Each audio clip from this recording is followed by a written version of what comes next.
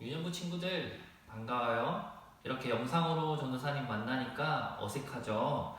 코로나19 바이러스로 인해서 지금 교회와 사회가 모두 다 어려운 시기예요.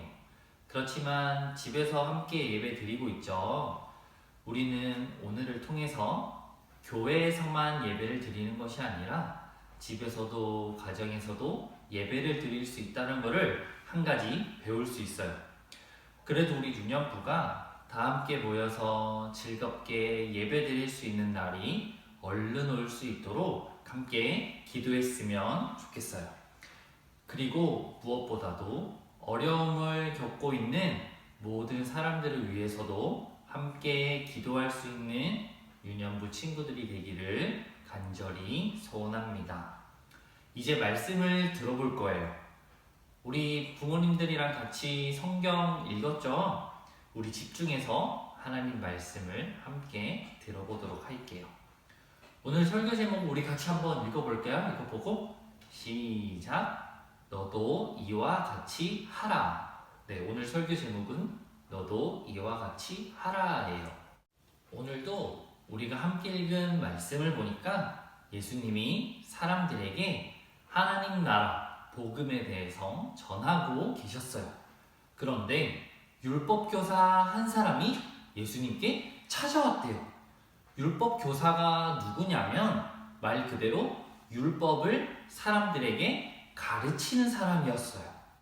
그럼 이 율법교사는 당연히 자신이 하나님에 대해서 그리고 구약 성경에 대해서 잘 안다고 생각했겠죠? 그래서 이 율법 교사가 예수님을 시험하기 위해서 예수님에게 찾아왔어요. 너가 알면 얼마나 안다고 내가 하나님에 대해서 더 잘 알아. 이렇게 생각하면서 예수님에게 찾아왔어요. 예수님을 비웃으면서 율법 교사는 예수님에게 질문을 한 가지 했어요. 저기 선생님, 그 말씀을 들어보니까 하나님을 잘 믿으면 영원한 생명, 영생을 얻는다고 하던데 내가 무엇을 해야 영생을 얻을 수 있습니까? 라고 율법교사가 예수님에게 질문을 했어요. 예수님이 대답했어요. 오, 율법교사 반갑습니다. 그런데 당신이 아는 율법에는 뭐라고 적혀 있습니까? 예수님의 이 질문에 율법교사는 우리 친구들도 다 아는 신명기에 적혀있는 쉐마에 대해서 이야기를 했어요. 내가 가진 율법을 살펴보니까 신명기에 이런 말씀이 있습니다. 네 마음과 목숨과 힘과 뜻을 다하여 누구를 사랑하라고요? 하나님을 사랑하라고요.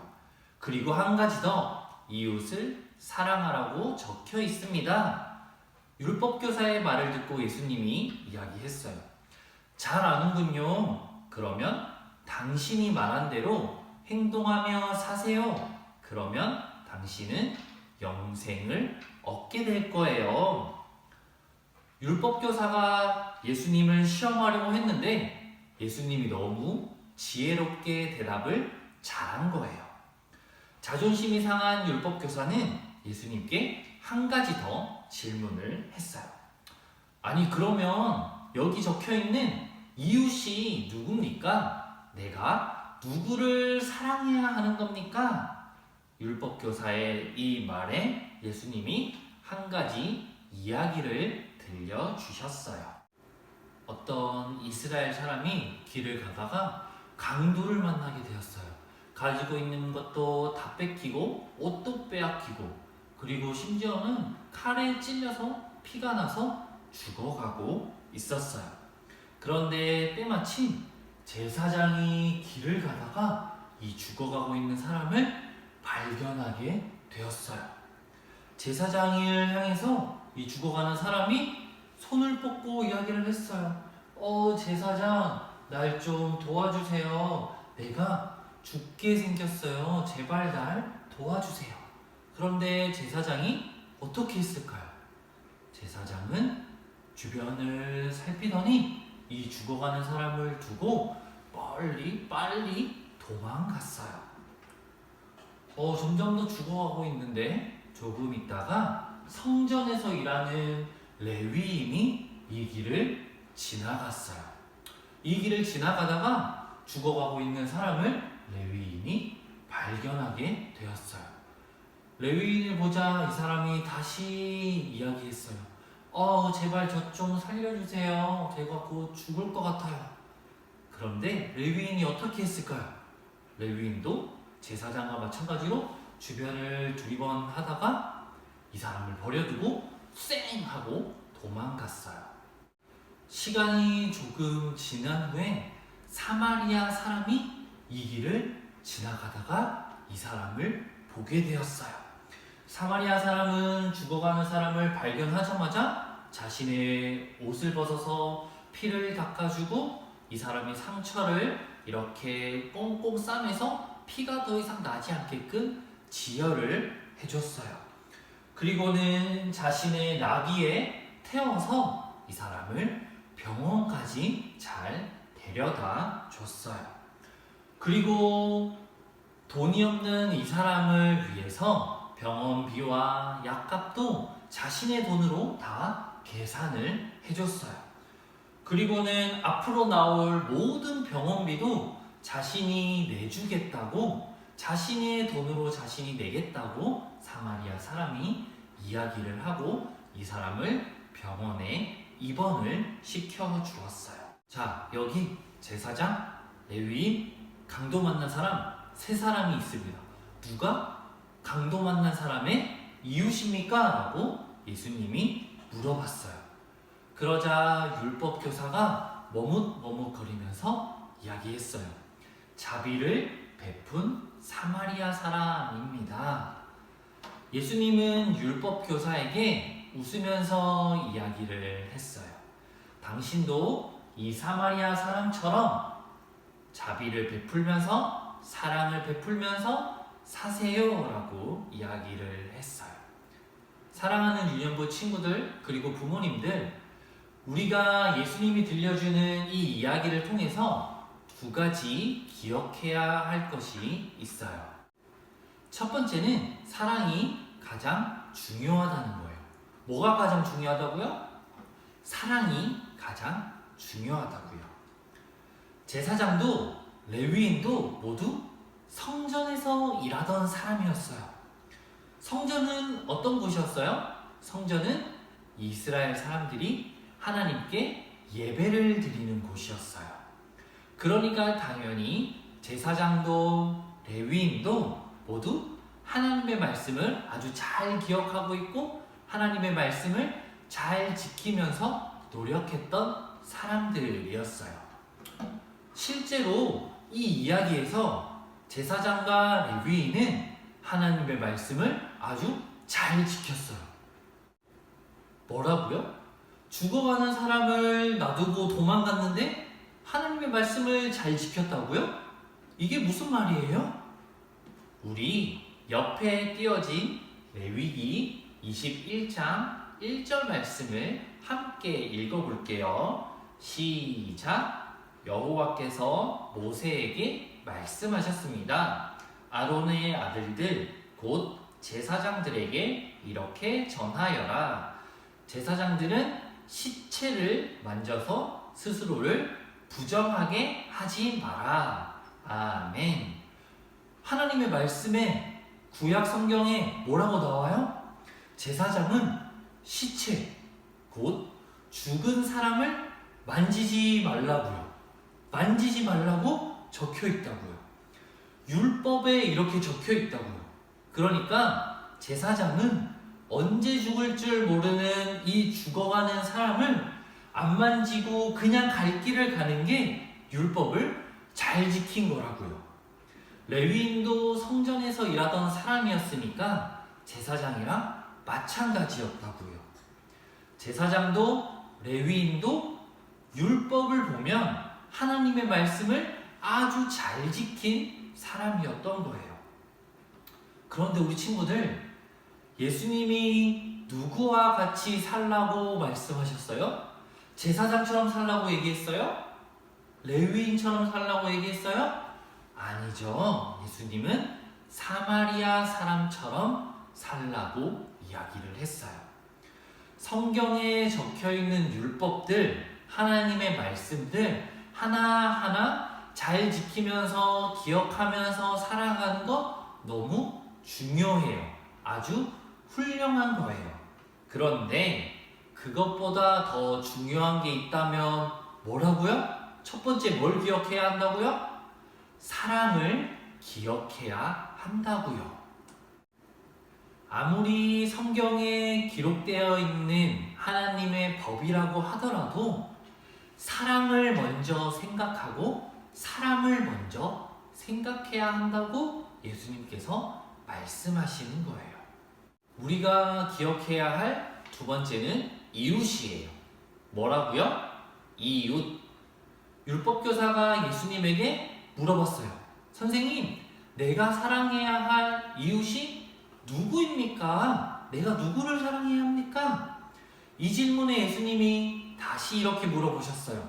누가 강도 만난 자의 이웃이 되어 주었습니까? 라고 예수님께서 말씀하셨어요. 이 말을 쉽게 말하면 이런 거예요. 너가 이웃이 되어줘야 한다고요. 내 이웃이 누구일까 찾아보는 것이 아니라 내가 이웃이 먼저 되어줄 수 있어야 한다라고 이야기하시는 거예요.